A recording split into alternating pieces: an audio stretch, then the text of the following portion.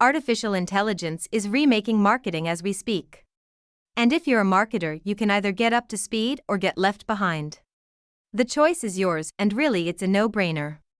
Join Jeff Livingston and Greg Verdino as they explore the latest AI news, trends, tools, and ideas that are creating the future of marketing today. This is No Brainer, an AI podcast for marketers. Take it away, Jeff and Greg. Hey, this is Greg Verdino. Welcome to No Brainer, and I am, as always, here with Jeff Livingston. What's happening, my man? How y'all doing? I think y'all are doing all right. There you go. Good old Virginia, welcome. I'm speaking for everyone, and you're all welcome here. So if you are a regular listener, you know that we love your support, so please be sure to like, share, and do all those good things. We love comments, we love questions, we love commentary, and that brings us to today's topic, actually. We're doing something a little bit different today. Usually Jeff and I prep for a good, 70 to 80 hours per show. At least I do. Jeff probably does more like 70 to 80 seconds. But usually we work really hard to come up with good topics that are relevant, that are timely, that are also a bit evergreen, because we, of course, believe there are a lot of big topics we need to be thinking about as marketers related. We tend to research it pretty heavily. Yeah, I know. I'm just giving you a hard time, my friend. But we are, in fact, doing something a little bit different today. Not to say we didn't prep for you, but we decided to do sort of an open mic mailbag, a little bit mailbag. And we put the question out on our socials because we're old people. We're still on social media, and we asked the folks. Friendster. We put it on Friendster. Friendster and Plurk. I already cursed, man. I'm only 2 minutes in. I know. I think I spoke over it, though, so no one will notice. Yeah. Anyway, we did put a call out for folks who listen, for folks who enjoy the show. Thanks to everybody on AOL. We appreciate you. Absolutely. On CompuServe. And we did get a few questions, both questions about specific AI topics that are burning on people's minds, and some questions and commentary about some of the things we've discussed on the last show or two as well. So with that, we're going to dive right in, and we're going to run through some of the questions we received and see if we can provide answers and provide a little bit of perspective to the folks who are asking. So we want to dive in with that, Jeff? Yeah, sure. So we got a variety of comments from diverse networks that are not agent, or some of them are agent. One of them was LinkedIn, Facebook. We got some hipper Threads comment or a suggestion, and then, of course, the TikTok, the talk. And so let's pick them off. The conversations, though, just goes to show you how diverse the marketing audience is and all the different places that people are. Let's start with our good friend Lisa Norell, who has her own podcast, by the way. She's got a big event coming up in New York. She's getting all centered up on the topic of AI and marketing for her event, which is called Click. I suggest you check it out. And her podcast, by the way, I should give her a plug, is called The Mindful Marketer. So check out Lisa on her podcast. But long story short, Lisa says, how can marketing leaders, sales, marketing, and the C-suite design a pragmatic generative AI plan for different functions and roles? And I thought that was pretty interesting because, I feel like one of the things that we see a lot when we're talking to businesses is there's a hype conversation, but then there's the real dirty work of getting AI implemented. And it's not very sexy is probably the best way to put it. And it involves a lot of this. It's change management, it's policy, it's getting data infrastructure straightened out. It's a variety of different things. And so change management, and also providing the training so people can actually use these tools and not blow up the company. Not that many of the tools are conducive to that, but to use it wisely is probably the best way to put it. Requires training. It requires change management. So how do you go about doing that? And I think this is where what you like to talk about with alignment really comes into play, because I do feel like stronger organizations have this type of programmatic approach towards training and education within the enterprise. And that's particularly true of larger enterprises. And that's usually housed in HR or some other function within the operations suite. But if that doesn't exist, then it's really time to get into it. And the other place to also consider where to look for cloning, and I know you have some thoughts, and we'll probably go back and forth on this one a little bit, is cybersecurity, right? Like cybersecurity is an education-oriented program. And believe it or not, like one of the things that what Greg and I are counseling folks, we're telling like, if you're looking to do this, you should maybe consider folding it into the cybersecurity program because you are talking about technology apps and using them safely and securely. So it's a natural extension of that. And further, since most people are concerned about protecting their data or their customer data, this is really kind of a natural place to be. But I think that should tee us up pretty nicely. Go ahead, my man. Oh my Lord! There was so much in there, and I know Lisa was specifically interested in this idea of how do you educate this diverse organization, and I think some of the needs are sort of consistent across an organization, right? Understanding the big picture, the truth about the technology, what it is truly capable of, helping people understand whether they're C-suite or a sales rep, what the technology is actually capable of, not just what it's being hyped for. And then some of it, and that's just one example, and then some of it is obviously very job specific, right? So for a sales rep or a marketing practitioner, a content marketer, an SEO marketer, or whatever, to understand how to correctly and responsibly integrate these tools into their workflow is very different from, let's say, a CMO or a CEO or a CFO understanding the big picture and the importance of setting and communicating vision, the importance of putting a change management program in place, the importance of these sort of cross-functional threads like cybersecurity, like information security, like privacy management, et cetera, et cetera, et cetera. So it's not an easy answer, really, right? There's, I think, a lot of complexity in educating an organization about how to integrate generative AI into the business truly and fully. I will tell you what I think it's not, at least what it's not exclusively, is it's not teaching everyone how to prompt, right? Yes, from a functional perspective, right? Prompt engineering, let's go. Right. I think that's where a lot of this stuff goes is you bring in a trainer who delivers an hour lunch and learn or whatever on personal productivity through ChatGPT. And while that might be interesting baseline, let people get their fingers dirty a little bit, so to speak, and actually see what the technology does if they've never used the technology, that is to me 1% of the training story. Right? Yeah, no, I was just looking at a study from our friends over at IMG where they said 85% of marketers are using AI. But I was looking at how they were using it, and they're using ChatGPT. And I have to say, like, yes, you're using AI, no question. But no, you're not using AI to really do it in a programmatic way. Even though these people think that they are, it's not the same thing. Right. And I think a lot of the education comes down to helping people, if they haven't done it yet, identify ways to align artificial intelligence tools, technology with their business strategy or their marketing strategy or their sales strategy, right? It requires, teaching people how to identify and prioritize use cases and giving them a methodology to do that. And then, of course, it requires educating people well enough in terms of how to implement programs. And that's where it gets all into the complexity and the doing.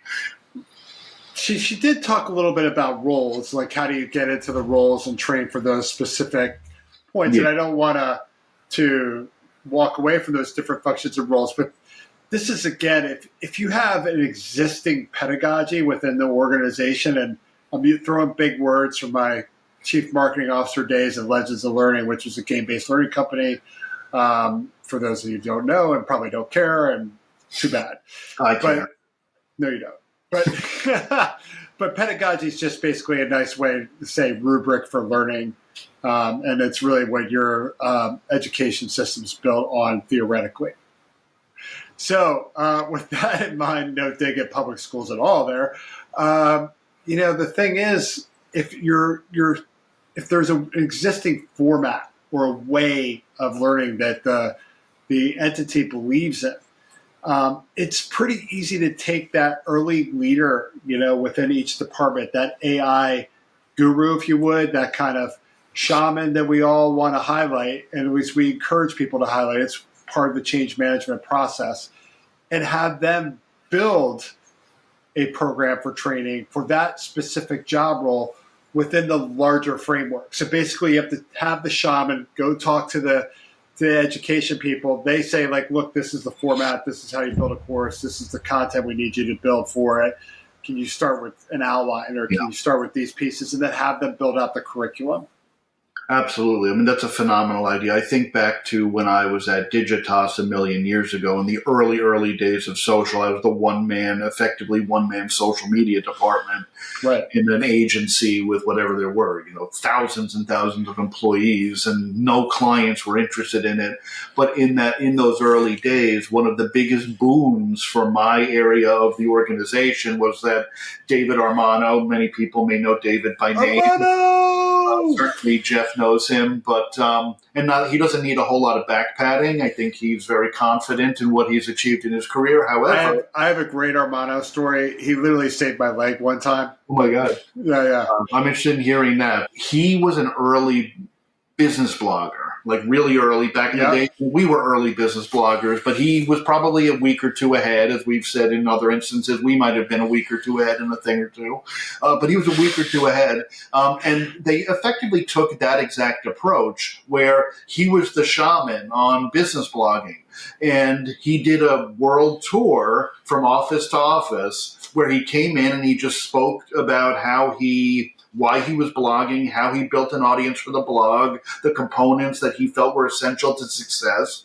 And it really opened up a lot of people's eyes to the power and the potential of blogging. And it was kind of, the story was told by a person who had actually done it himself, as opposed to some theoretical training. It was very much one of these sort of shaman speaking to the flock kind of moments. And it was very effective for the organization. Makes sense, right? Like, we believe our peers when they do something. We don't believe necessarily authorities. We want to know that Joe next door did it, and then like, oh, if Joe could do it, I could do it.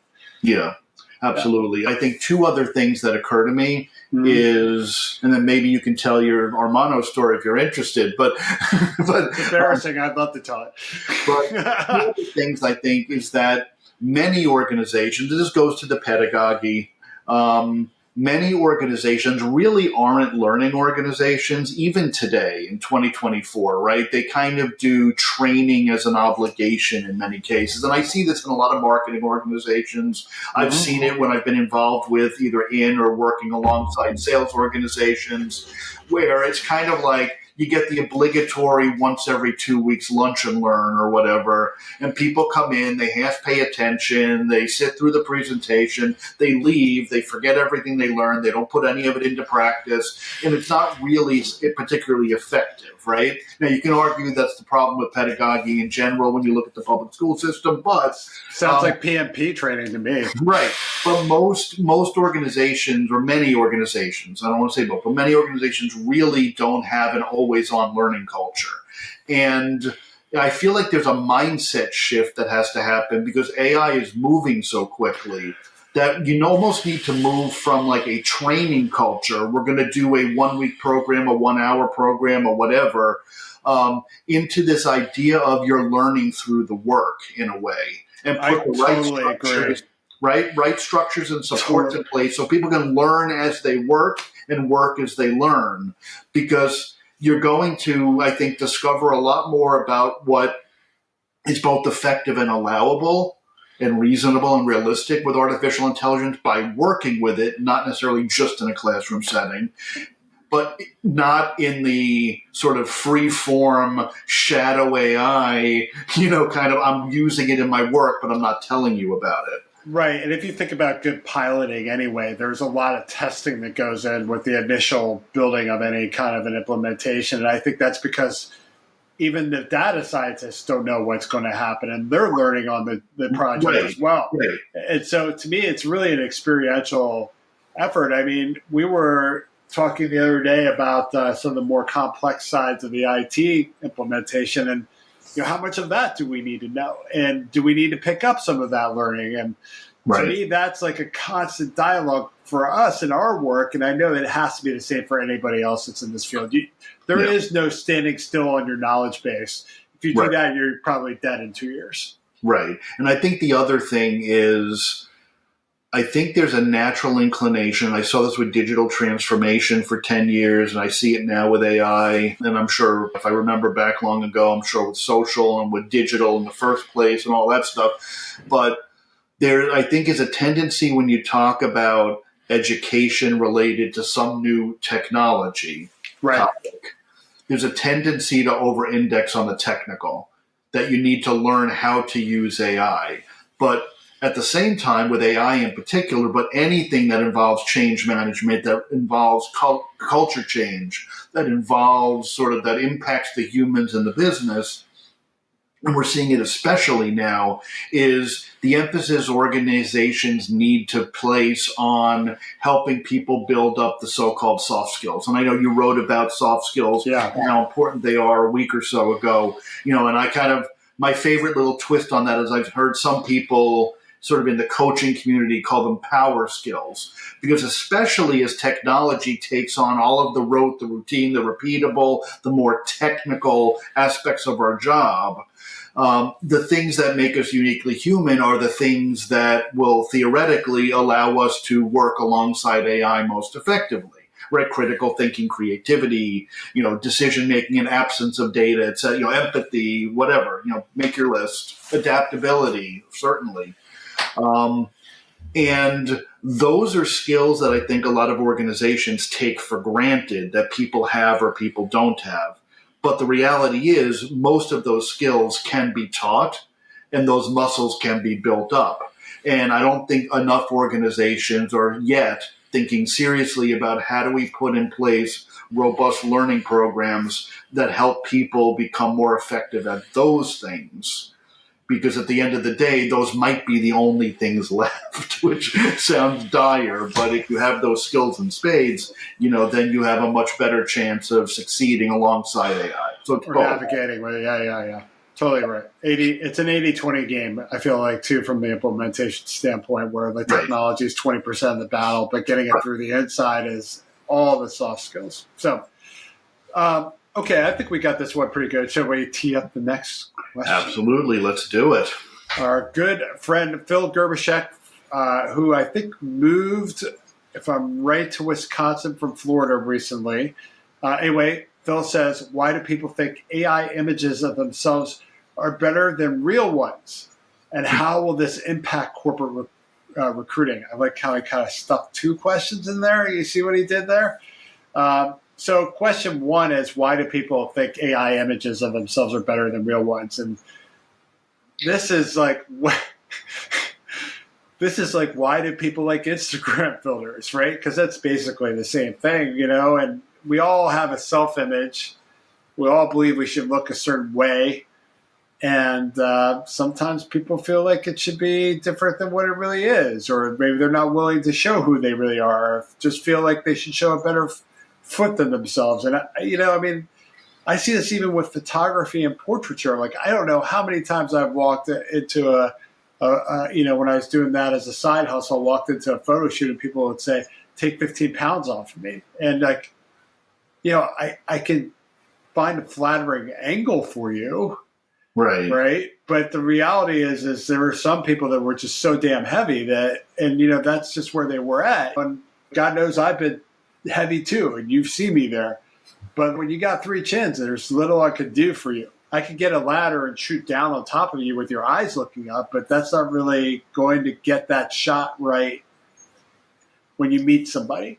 Yeah. And that's the problem with generally with the social networks, where we basically make people feel like they should look differently or look their best, or maybe present an image of themselves, that personal brand, if you would, that's not authentic.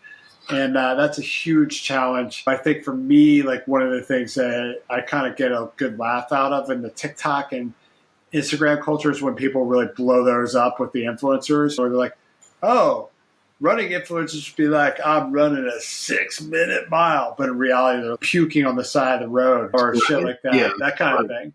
Yeah, I'm sure a lot of people have seen those kinds of videos, right? Where it's like what the influencer showed you, and it's like this beautiful vista and whatever, and what it really looks like, and it's like you're 100 people are all over the place. Tourists with their little snap and shoot cameras, and they're like trampling on the fallen parts of the Acropolis or whatever, and cops are yelling. And right. So AI just makes it easier, right? Right. I think that's what it is, right? Is that there is, why do people think that these are better than real images? I would argue how many people really do think it's better, but I don't think it's better. But people certainly, part of it is novelty, right? Because we haven't been able to just have an AI take an image of us and then turn it into something different at that level, right? A lot of it is exactly what you're talking about, which is we've grown so used to the unreality of a media ecosystem that was born out of authenticity, right? Where authenticity has been leached out of it. Back in the olden days, if somebody liked Pampers, they liked Pampers. Today, if they like Pampers, it's because Pampers is paying them, right?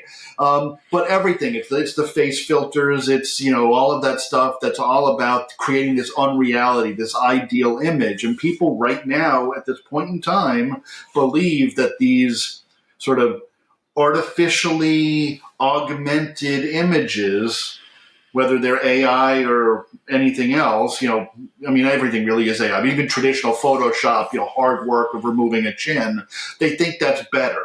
People don't want to express their authentic self for whatever reason. I agree. That's why I'm going to take my next selfie and put it into Imagery and create an image of myself as Bad Santa. That'll be my avatar.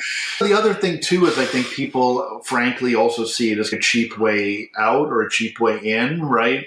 I can take a crappy picture with my cell phone in my home office, and I can have 50 versions made where my face is perfectly tuned, I'm at the right angle, I'm a little bit better than I look in real life, and I put myself against a great backdrop.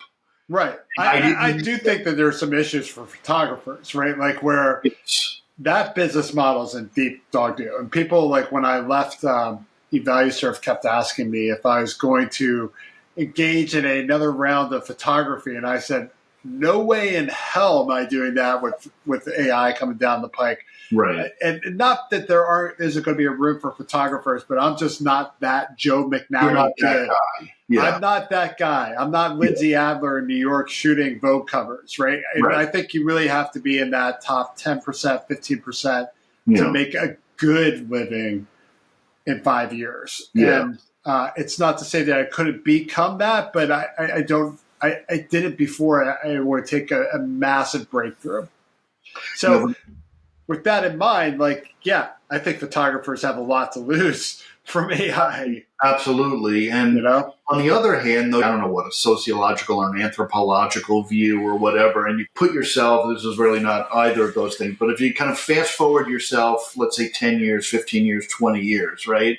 And you're looking back at your life and every picture you took of your kid is so artificial you can't even remember what your kid looked like. Or every picture you took on vacation has been so modified that it's not a sort of remembrance of the actual experience you had, right? So at what point do you get that sort of flip-flop where either people come to regret it all or put a premium on the authenticity again? So let's pick off the second half of that question. Absolutely. Which is the impact on corporate recruiting. And I think that's live video interviews or having that robot video interview, which seems to be very prevalent now. Yeah. I think you have to put somebody on camera and really get them talking. Now, that doesn't prevent them from using a filter. And that's not going to prevent that either, right? Right.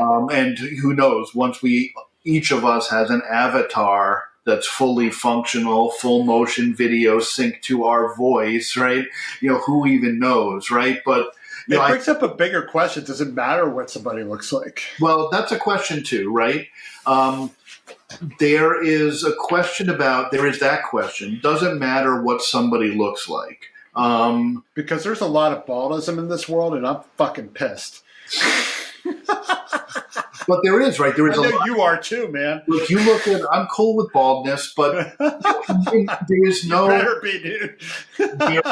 there is no, like, this is no secret that in the world of marketing, particularly advertising and ad agencies, but marketing in general, there is certainly like rampant ageism. There's rampant sexism. Yeah. There's rampant race and ethnicity based bias, right? It is still a whole bunch of, British white dudes, right? And you've got to scrap and claw your way to the top. And then once you get too experienced, you're out. You're right. Like, and I think that's marketing what? Like, I think a lot of our peers from the social media age, we see them all the time online complaining about not getting any opportunities, even though they're qualified for them. So to that extent, do you imagine a world where, whether it's through an AI generated or enhanced photo, or ultimately AI generated or enhanced video, you misrepresent yourself, either as you're an older dude who represents online as a younger woman? I'm not talking about gender identity. I'm not talking about gender identity per se, but as a way of getting through an interview cycle. Sure. Right, or whatever. Yeah, that's an extreme example. But I could see that. Like, I could totally see it. Was there a J-Lo movie long before the AI hype wave where she pretended to be somebody else and got a job and had this high-flying job with no experience and whatever? But like, this kind of stuff has happened. There have been cases even in the real world where people have misrepresented themselves and gotten a job, and they only after the fact that the company find out they had misrepresented themselves. That's usually when that's a resume, you get fired. Right. But that's going to become, I think, a much bigger challenge for organizations. I think the other thing that we need to think about as hiring leaders would be the extent to which it is important to understand, like, the authentic individual. And that comes down to, does it matter what they look like, what they sound like, is one side of the argument. The other side of the argument is how fully and effectively a person misrepresents themselves and ends up in a position where, whether they're qualified or not, they may be a bad culture fit, they might, whatever. In an age when any of us can be anything. And that's been that topic has been, I feel like it's kind of ebbed and flowed for a long time, right? Because I remember some conversations happening back in the days of Second Life, where IBM even, who had a huge Second Life campus, had this whole sort of philosophy for a very short period of time, is like, if you want to show up to the board meeting as a 3-headed yellow dragon, you go for it. And they would be holding career fairs in Second Life. It's like, when somebody is that far removed from the person who shows up for work on Monday, then you start to get into some of these weird questions. Let's take a break before we wrap up with the rest of our questions and some of the user feedback or viewer feedback. All right, folks, we're back. Again, thank you to the AI Marketing Podcast Network. Just kidding you, Jason. But the Marketing Podcast Network for having us be a part of the team. And also an apology to Lisa Norell, because I've cursed now 3 times, which means I've struck out on my own podcast. But we do love you, and thank you for your question. Speaking of our guest from last week, who was Paul Cheney, and we had him discussing AI marketing ethics, and kind of a hot mic kind of moment, because like I got a little steamy, I know, because I was kind of like, I don't think marketers care. You guys were like, man, they need to care.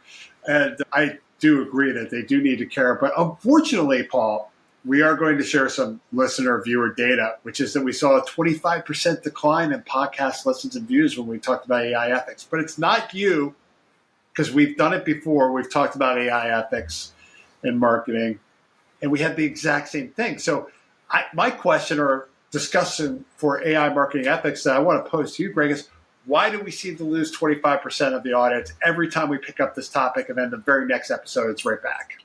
See, I think the challenge is that, in terms of that sort of heated moment of debate, of course, is that both are true, right? I mean, I fundamentally believe that it is if not the essential topic about artificial intelligence right now. Not only because on many levels. On many levels, and not Many. just because of what's happening in AI, but because I saw and lived through, and we're all feeling the effects of what's happened with digitalization, what's happened with social media, and all of the negative effects. And it's important for us to recognize as marketers our sort of culpability in the problems that eke into society based on the choices we make, but also the opportunity we have to put our powers to work for good, right? There's nobody better placed in this world to create a positive narrative and make the right choices than marketers, right? If we can That's sell so true.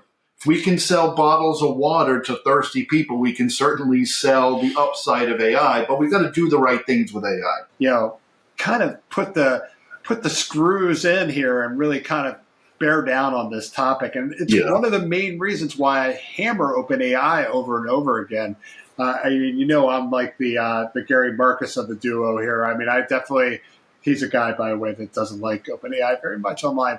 Look, I think the company's done some great work with technology. We wouldn't be here without them, you know, and I definitely know that. And we all have something to say about ChatGPT as that chasm moment.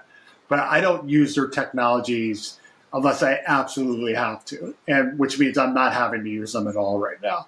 And that's because I don't believe in their ethical execution of their vision as a company or their creation as a company. Right. And ethics really matter a lot, and I vote with my feet. But we have to bear down as a profession and do that. And it isn't something you can run away from.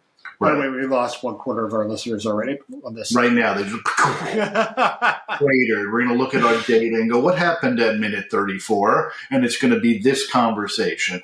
But, you know, I think, you know, it's not just AI ethics, right? There is, I think, a struggle anytime something comes our way as marketers. I don't want to denigrate marketers, but a lot of brands will do the bare minimum, right? So, like, I'm thinking about the sustainability conversation and the extent to which brands went for easy, bottom of the barrel greenwashing and then got called out for it, rather than actually making real, meaningful business changes to be more sustainable businesses in the long run, right? You know, I think that, you know, we don't control everything, right? So we can't necessarily. And they may not have had a choice. They may have been told to do that. And they may have kids at home, Exactly. and it's like, lose my job over this. Right. Put this bad message out. Exactly. Sometimes you have to do what you have to do. You've got a job to keep, a check to make, etc. But, you know, so this is happening, I think, in a lot of places, though, whether it's sustainability, whether it's DEI, whether it's AI, responsible AI. I think maybe the word ethics also gets in the way because it sounds philosophical. It sounds so Socratic. Right? But when you can, I feel like a lot of marketers are maybe having the problem of connecting ethics with the day-to-day work. But when you frame it in terms of, if we're going to be using consumer data, we need to do it responsibly in a way that doesn't harm the consumer. If we're going to be using company data, we need to use it responsibly in a way that doesn't damage the brand. If, you know, things like that, if we're going, you know, so though these things start to sound a lot more grounded, right? We know we can't just trounce all over consumer privacy and expect to get away with it forever. We might try, but eventually the chickens come home to roost, or whatever the phrase is, when you have a consumer privacy issue or a consumer trust issue or a brand safety issue or whatever. And that's really what this is about. And I think it's about making the right and responsible choices for the company and its customers. And there are some bigger issues, like, do you trust the ethics of a brand like OpenAI? And you need to think about that. But that's a little bit outside of your sphere. as opposed to things like I need to protect my brand and I will not do anything to put my brand at jeopardy, Right. Which is much more grounded and practical. But I think for some reason, when marketers hear ethics or even responsible AI, they do a little bit of not my problem, and they kind of close down a little bit. Yeah, they go, ooh. Yeah. And, it's a lot of work, and we already have a lot of work to do. Yeah, I do like what you talked about, though, about positioning it correctly so it's relevant for marketers. And there's a salesmanship job that needs to be done by folks, not Paul specifically, but people that are trying to promote that responsible AI usage to make it relevant within the context of somebody's job rather than make it seem like, I think one of the biggest issues with environmentalism in the 90s and maybe the aughts even was this kind of browbeating, like that bottle you use, it's going to ruin the environment. That didn't really help people pragmatically get down to brass tacks. Right. Yeah. Right. But giving them a Stanley Cup did. All right. I completely just trolled myself and ruined that segment. Sorry, folks. Speaking of marketers suck, which clearly I do as well, we had some reaction to the last podcast with Paul, too, where we had a segment where it kind of got saucy and we were just like, marketers, man, they just mail it in, right? And I posted that on TikTok, and we actually got some feedback from that one, Greg. Do you want to hear some of that feedback? I would love to hear that feedback. Okay. Well, not all marketers suck, said Chasm. I think some smaller companies are still doing authentic marketing, which is why they can do so well. Thoughts? It is true, and yet it's false, right? I think, yes, of course there are. It's not all marketers, right? And I feel like, Paul, we've hit on the marketers suck theme on a number of different episodes. And, I feel, and Paul's the one who mentioned it, I believe, on our ethics episode. We were cheering him along, though. Yeah, we all went in on it, right? And part of that is self-reflection, right? I do suck, man. Like, I recognize the places where, as a marketer, by design or by default, I've cut a corner. I've done something I felt was wrong or knew was wrong. I did something unknowingly that was wrong, and now I regret it later, in my life. That emailing social media, knowing the way social media has damaged so many young people, right? Oh my God, we've talked about that so many times. I still have great shame. Like the better I was as a social media marketer, the worse I made the world. But I didn't know it at the time. I believed in what I was doing. And I think that's really what Paul was talking about. But the other thing is, it's kind of like, I feel like we use that phrase in our last show a little bit kind of like, and Paul mentioned this, like when Seth Godin said all marketers are liars. And he got a little bit. He changed that. He changed it to storytellers, right, or whatever. Yeah. But if you read the book, you understood what he meant. We're about creating a narrative and building up this narrative world around the product that people can believe in, whether it's true or not. We spin, right? It is what it is, right? Second thing is, absolutely, I believe there are some marketers who are authentic, are true to their brand, are honest with their customer, are doing what they believe are the right things, right? You think of a brand like Patagonia, that is very much an ethos, not just a brand. And I don't believe it's posturing because it filters through the entire culture. We were talking before this show about another water brand, Liquid Death, right? Which is very different from Patagonia, right? But I don't believe for a second that they're faking their brand ethos, right? I love their branding. It's great. We're a heavy metal household. I got a heavy metal basis upstairs. Absolutely, every time they see Liquid Death, they want it. And it's honest, it's authentic, there's a real connection. However, we also know that when a long, long time ago in social media, being authentic might have been enough. We also know that today, many brands have foregone that authenticity to basically turn it into another broadcast media channel. That's one group of brands, right? Mm-hmm. Facebook advertising, LinkedIn advertising, Twitter advertising. You don't have to be authentic. Instagram is the place, Instagram, right? I mean, and we also know there's a whole lot of fake authenticity, influencers, for example, to a large extent. And we also know that you can't be authentic without playing the game. And the game is, and this I guess bridges us into AI, the game is how do you trick the algorithm to get the kind of reach and engagement you need in order to get your message, authentic or not, in front of people and let it sink in. We have this conversation a lot with LinkedIn in particular. I see this on Instagram too all the time, particularly with running influencers, because I mean, obviously, I'm very much into it right now. I see it also with the music stuff, with the kid, and it's really kind of sad in a way, and it's really kind of lost a lot of the cleverness of advertising. Like, I don't know if you've seen that CeraVe advertising with Michael Cera. To me, that's like clearly not authentic, but clearly hilariously laughing at itself clever, in a great way, right? Like, that's good marketing. Right? It pokes fun at the authenticity. It totally does. It makes fun of that whole influencer culture. But then at the same time, I'll just reference a campaign, which you have no idea about. Puma just put out a campaign with Usain Bolt, okay, who is an Olympic great. It's the year of the Olympics, Paris. Track and field's going to take center stage like it always does. So what they did was they flew all the running influencers down to Jamaica to run on Usain Bolt's blue track. Now, they're all like, I'm on Usain Bolt's track. This is amazing. And then you see them all running. And I'm not going to mention names because I do follow them. I do find some of their content to be useful. But it was so fake and so thrown. It was even Usain Bolt looked fake. Like, first of all, the guy's like 40 pounds overweight. So he's not running track right now. Or if he is, he ain't competing, right? He's just running to run, which is totally cool. And that's what I've done as well in my life. You know, like, there's no way I'm competing to win shit, right? Like, I just like to run. But that was number 4, I think. That's number 4, Lisa. But the thing, there's nothing authentic about Usain Bolt, like, training other people to run competitively on his blue track right now. I don't even think he's coaching, right?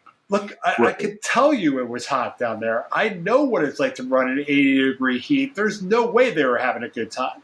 You don't do that. You know, there's a reason why people want to die in the summer, right? And you would think for a sports footwear brand or sportswear brand, really, apparel brand like a Puma, right, trying to appeal to a running community who's going to see through that kind of approach, you would think you'd want to show the trials, the tribulations, the struggles, and then the triumph. Right, either by achieving what you set out to achieve or whatever, as opposed to just the shiny object stuff. Tell me the story of what it's like to train in the heat and how that made you better, right? Right. Tell me why this shoe is better. But instead, what you're doing is trying to compete with Hoka and make your shoe kind of sexy. Yeah. You know, which is... Right. It goes to this idea of unreality we were talking about when it came to face filters and AI-generated profile images and stuff. It's all part of that same thing, right? Of this sort of sense of unreality is that we can't – it seems like, I don't know if we can't as consumers or brands don't understand that the authenticity stands out. Like, it is authentic, right? You know, and like any of these sort of faked – attempts at authenticity by bringing in a bunch of paid influencers or whatever, they tend to fall flat, right? It's why you go back, everyone always points to the same stuff, but like you go back to the early days of social where you had, and they're still doing good stuff today, like the stuff that Dove was doing, right?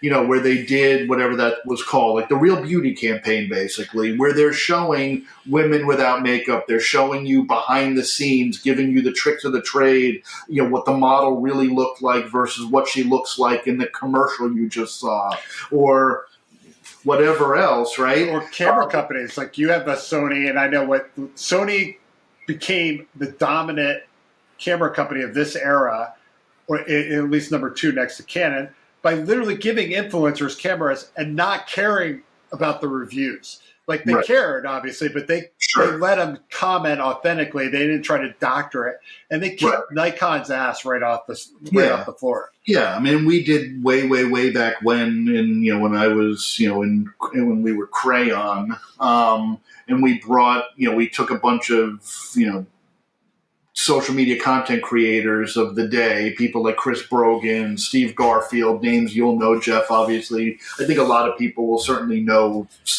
Brogan's name and several others. We brought them to CES, and Panasonic gave them a bunch of gear, video camera, photo camera, back when those things were two totally separate appliances, and gave them free reign. Of course, we wanted them to say and do good things. And of course, we required them to show up for certain things. For example, for a closed room meeting with the CEO of Panasonic, we weren't like, dude, we didn't fly you out here to skip the meeting with the CEO. But we did not control what they said.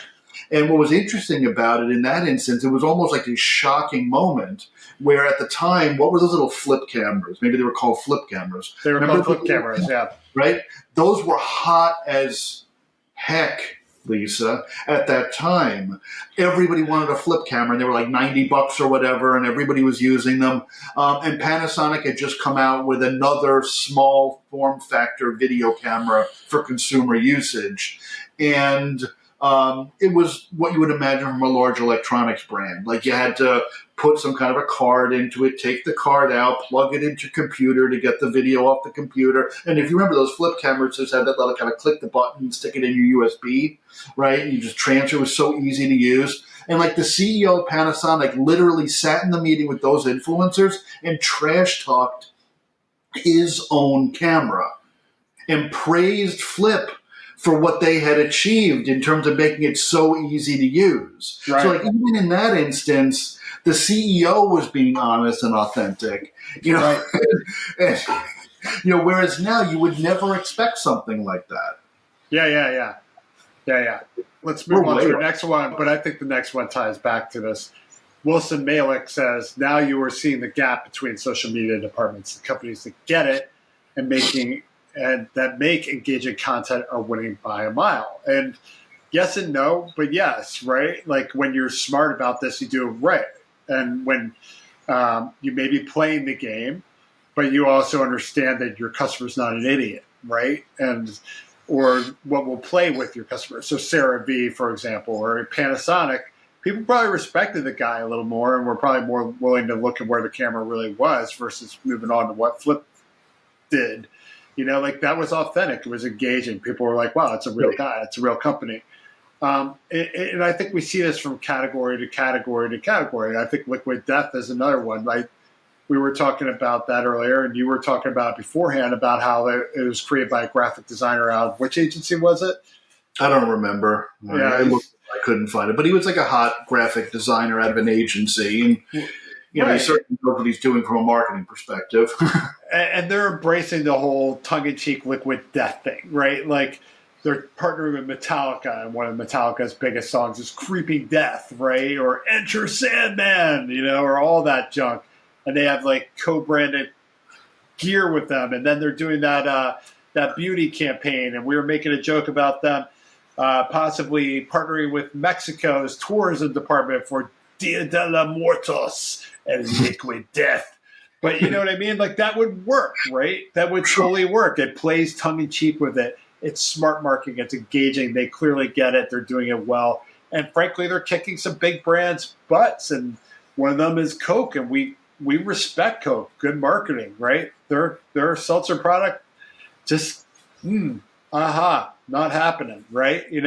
And, here's a small brand that's doing it right, doing it well, that caught that kind of edgy, daring, wow, you took this a step further, and it's kind of cheeky edge, and people are responding to it. And I still think of the first time I saw their product in a store. It was a 7-Eleven, and I'm with my kid, and they see this Liquid Death thing, and my kids, those that know, and I've already mentioned on the podcast, they're a heavy metal bassist. They saw, they're like, Dad, I want Liquid Death. I'm like, I'm buying my kid Liquid Death to drink at a 7-Eleven. What's wrong with me? Which is the thing, right? It's got a cool factor. You want to be seen with the can. Like, nobody... I drink a lot of Poland Spring. It's not like I'm like, this is not my badge, right? I'm not buying Poland Spring T-shirts. I'm not a fan of or follower of Poland Spring on any social media network. They don't have an ethos that I can speak to. I don't know what the brand stands for. I just know it's water, and when it's on sale for $4 a case, we buy it. Yes. Like that's, and if it's not, we'll buy Dasani. We don't care. That's very different from a Liquid Death or a Monster Energy drink, or even Liquid Death's like sub brands are like playing with it, like the Squeeze to Death orange drink that they have, or grapefruit, or Death Dust, or Mango Chainsaw. It's like right, absolutely. It's like a very consistent shock culture brand strategy. Going back to the comment we got, or it was a comment, not so much a question, was the sort of observation that there's almost a dividing line, right, between brands who get it and brands who don't. Which is not just about cool factor. You can get it and be a very boring brand. You could be an airline who does a much like you. An airline who does a much better job of truly addressing customer concerns in public on X, I guess, or on their Facebook page or whatever, versus a brand who basically, kind of does the thumbs up kind of thing at not thumbs up, but you know what I mean, the Italian. We like you.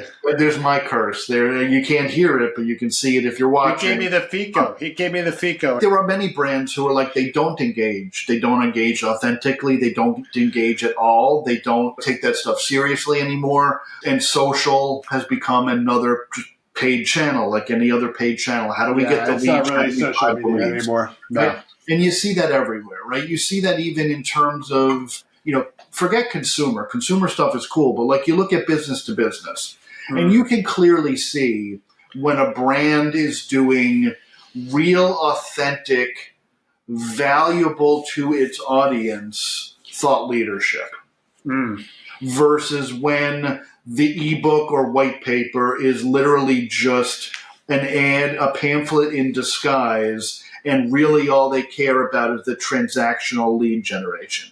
There's a place for both of those things in the marketing funnel. But there are many brands who will mix those things up and think that the five, I saw one, I won't say who the company was, and I see a lot of these, and I'm not going to lie, when I was running our content agency, we made some of these, where a company in a category creates and publishes a guide to how a customer should do an RFP to pick the vendor in that category. So whatever, you're a CDP and you create an RFP guide to train marketing decision makers on how to choose a CDP, what questions to ask in the review. Just like ours. Exactly. Yeah. Surprise. Every question is finely tuned so that you've got the best answer. And the things you don't have a good answer for weren't included at all, right? Everyone knows that is not authentic, that is not real, that's not reasonable, it's not valuable to the audience. It's literally just clickbait to get an email address. Correct. So that you can get into the sales funnel, right? For every one of those, there is the brand that says, look, there's actually a lot of companies doing this in AI right now. Not to promote any one company, but Writer does a great job of this, both from their CEO's voice on social to the kind of content they produce. But you're even seeing it from the Microsofts, the Googles, the Amazons, the Apples, who are producing things like free courseware, right? Do they ultimately want you to think, oh, I learned about AI through a 4-part course from Amazon? Of course they want you to consider AWS. Right? But they're not necessarily pimping AWS for 4 hours worth of video courses. Right. They're delivering real educational content. And that's a different story, right? And I think the brands that get that, there is a role for the brand to play in engaging or educating or entertaining, depending on your brand, your audience, without always expecting that you're going to see that immediate uptick in inbound leads. Are the ones who do, I think, over the long haul, tend to be more successful. Right. Well, there we have it, folks. That's the mailbag. We're all out of mail. Go FedEx it. All right. We'll take more if you want to send it in. We love it. Please send us some more. I don't think we have a brainer or no-brainer today, do we? I don't think so. I think, you know what the brainer is, Jeff? What's that? That we've got the best audience anywhere. That's right. All 80 of you. Both of you, Mom, I appreciate Mom and Lisa. But that sounded inauthentic, but I do mean it authentic. Obviously, we wouldn't be doing this. We'd be doing it for ourselves to stretch our brains and think and kind of toy with topics and keep ourselves on top of what's happening. But at the same time, without an audience, it would feel a little bit more hollow, and we do appreciate hearing from you. So I think that is the brainer and the no-brainer. We are thankful to have received these comments, this feedback, these questions, because I hope it made for an entertaining and informative episode.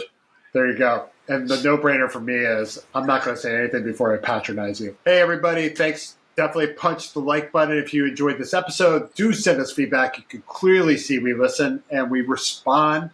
We appreciate it. And share this if you can.